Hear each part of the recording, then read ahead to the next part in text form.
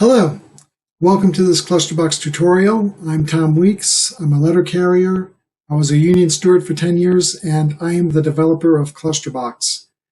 In this Klusterbox tutorial, I'm going to try and explain my 12 and 60 violation spreadsheet, also known as the Over Max Spreadsheet. So let's take a look at it. Okay, we have a carrier list built. We have clock rings entered in there. And what we're going to do is we're going to go to Basic and Over Max Spreadsheet. And you want to generate a spreadsheet? Okay. And this will tell us where the spreadsheet is. It opens it up. Okay. Now, here's your spreadsheet. Now, full disclosure, this OverMax spreadsheet is a spreadsheet that I just made up myself. With the improper mandate spreadsheet, that was based on spreadsheets that I saw when I was being trained. And there are spreadsheets like that being used at the station and in the branch. And I use that as a template to build my improper mandate spreadsheet. Now this, the 12 and 60 hour violations worksheet, is something I just came up with. I didn't see anything like this anyplace else. But I needed a tool to be able to calculate all the violations because there have been a lot of violations lately. So I innovated the spreadsheet, and I'm going to explain it in this video. And I'm going to explain why it is the way it is. So take one look at this. It looks complicated because it is complicated, because the problem is complicated. But we're going to go through this line by line. Okay, so first of all, let's go look at this column. There's this carrier. Okay, why did I include the list that the carrier's on? Okay, the reason I included the list in that spreadsheet is because a carrier's maximum allowed hours depends on whether they're on the overtime list or not. Now you can see that in this, I opened up a copy of the JCAM, and it's in this section, which is in, let's scroll to find it. It's in 85G of the JCAM. So there's this section in the ELM, the Employee Labor Relations Manual, and it's section 432.32, and it reads. Let's highlight this. Okay. Except as designated in labor agreements for bargaining unit employees or in emergency situations as determined by the Postmaster General or designee, employees may not be required to work more than 12 hours in one service day. In addition, the total hours of daily service, including scheduled work hours, overtime, and mealtime, emphasis added, may not be extended over a period longer than 12 consecutive hours. So, the key phrase here is except as designated in labor agreements for bargaining unit employees, right? So, what that means is the national contract can carve out an exception to that, or I guess any labor agreement can carve out an exception to that. And our contract does. Overtime desired list carriers are entitled to 12 hours of work, right? But if you're not on the overtime desired list, then you fall into this category where you're entitled to a 12-hour consecutive work day. So that work assignment carriers and no-list carriers and auxiliary carriers are going to be, see, it's written down here.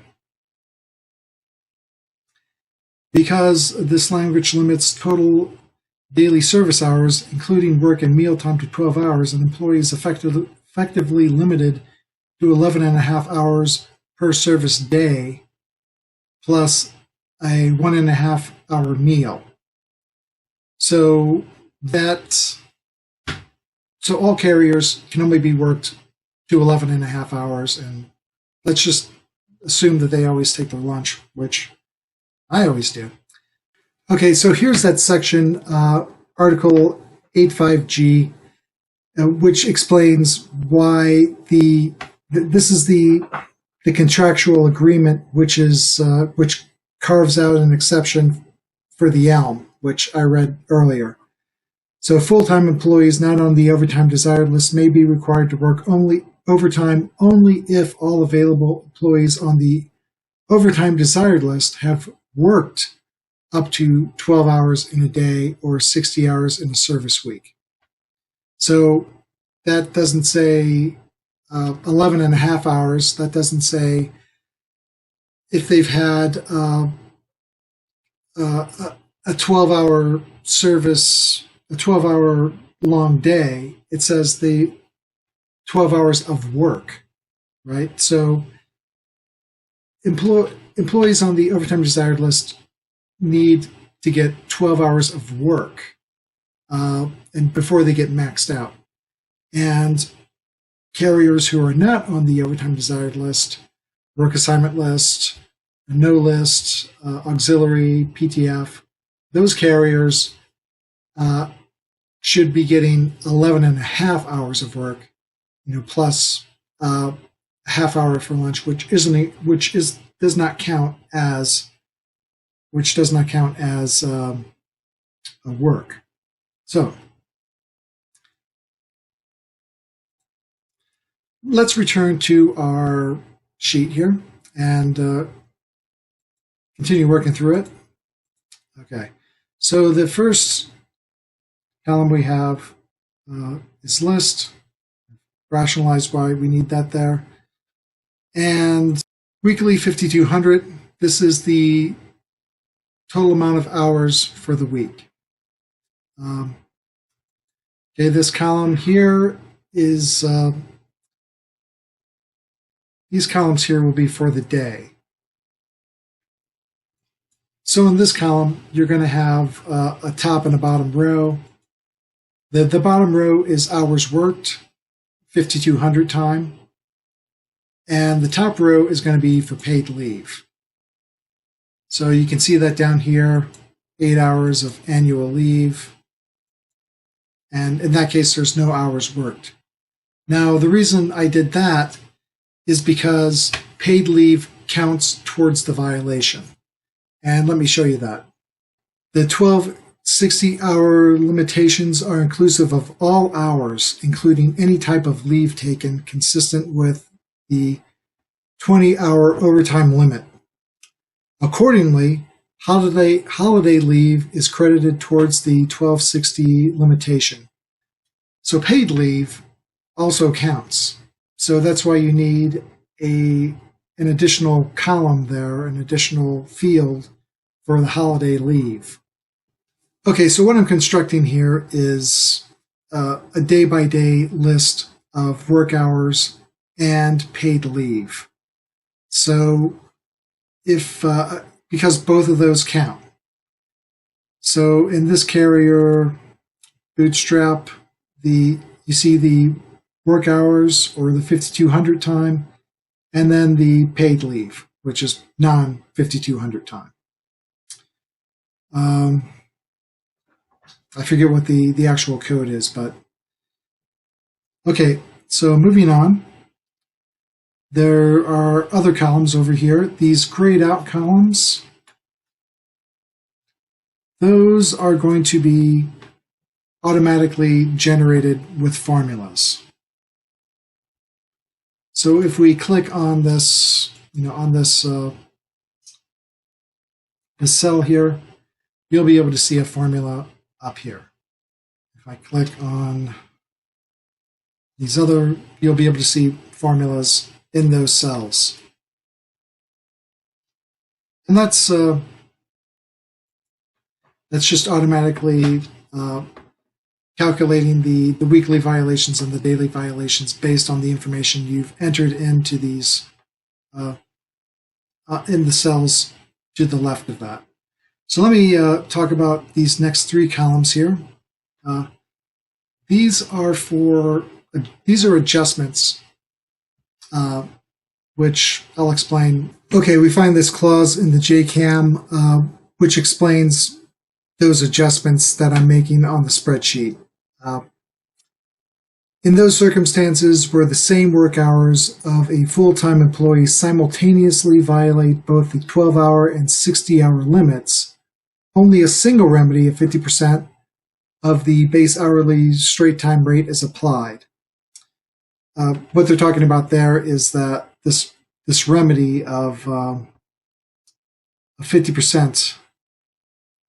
So if management violates this rule, a carrier is entitled to 50% of the base hourly rate. So what that works out to, they're already making penalty time at that rate. So you're filing a grievance to get them, double time and a half, because the penalty overtime is automatic. So it's an additional 50%, but that additional 50% does not apply in the case of simultaneous violations of both the 12-hour and 60-hour limits. So if you're violating both of those limits, then you're only entitled to one remedy. So that's why these columns are here. What they do is they filter out those simultaneous violations.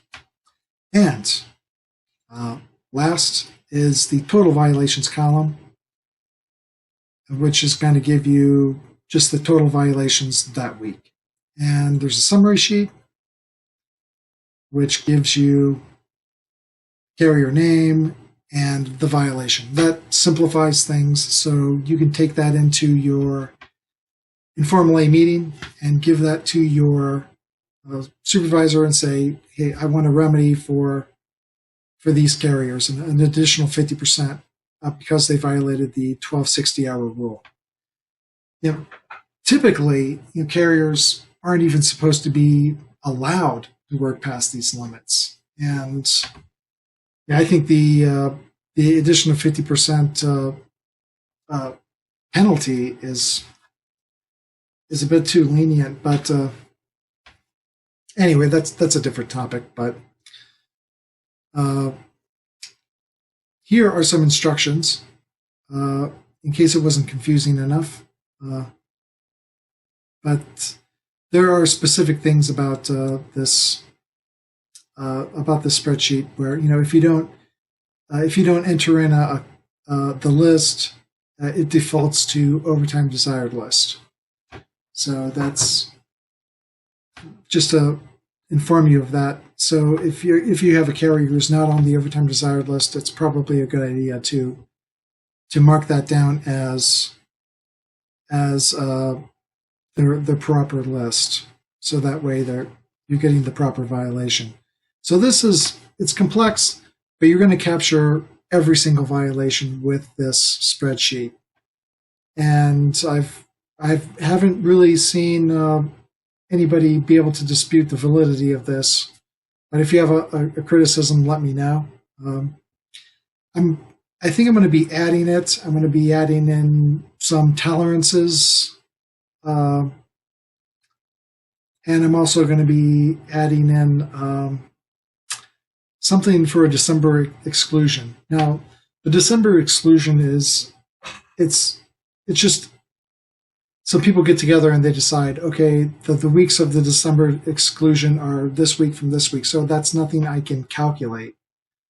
But I think I'm going to have like maybe a checkbox someplace or a field that you fill out, or you write yes in one of these fields, and that's going to zero out all the overtime desired list violations during the month of December. But that's something I'm going to do in the future. And also tolerances to get rid of these 33 clicks. That's not insignificant, but that's what 15 clicks of pay. So it's not something you're going to fight too hard over. But anyway, that about sums it up for the 12 and 60 hour violation spreadsheet. Thanks for watching, and happy union stewarding.